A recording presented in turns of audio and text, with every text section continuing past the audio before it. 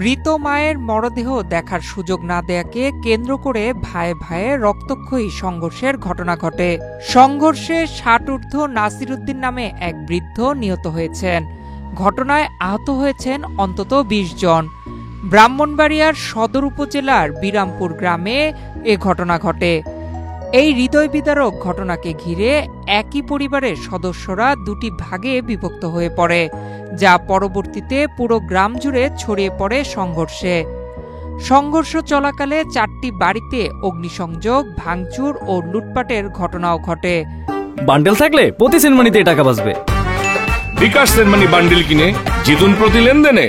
খবর পেয়ে পুলিশ ও সেনা সদস্যরা দ্রুত ঘটনাস্থলে পৌঁছে পরিস্থিতি নিয়ন্ত্রণে আনে।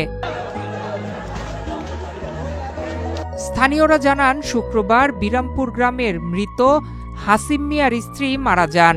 তার ৬ ছেলে ও ২ মেয়ে। মায়ের মৃত্যুর খবর পেয়ে কুমিল্লা থেকে ছোট ছেলে বাড়ি ফেরার আগেই বড় ভাইরা মায়ের মরদেহ দাফন করেন। এই ঘটনাকে কেন্দ্র করে পরিবারের সদস্যরা দুটি ভাগে বিভক্ত হয়ে পড়ে। পরে গ্রামের প্রভাবশালী দুই পক্ষ সাজ্জু ও হারুন চেয়ারম্যানের অনুসারীরা এই বিরোধে জড়িয়ে পড়ে ব্যাপক সংঘর্ষে। সংঘর্ষের সময় কিছু ব্যক্তিকে পালিত গবাদি পশুকেও নিয়ে যেতে দেখা যায়। সদর মডেল থানার ভারপ্রাপ্ত কর্মকর্তা মোহাম্মদ আজহারুল ইসলাম বলেন, এ ধরনের ঘটনা সামাজিক ও পারিবারিক মূল্যবোধের অবক্ষয়েরই ফল।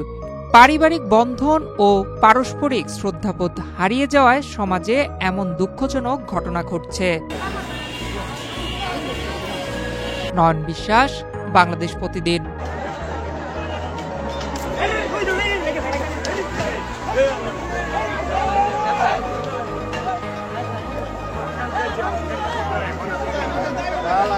সামনে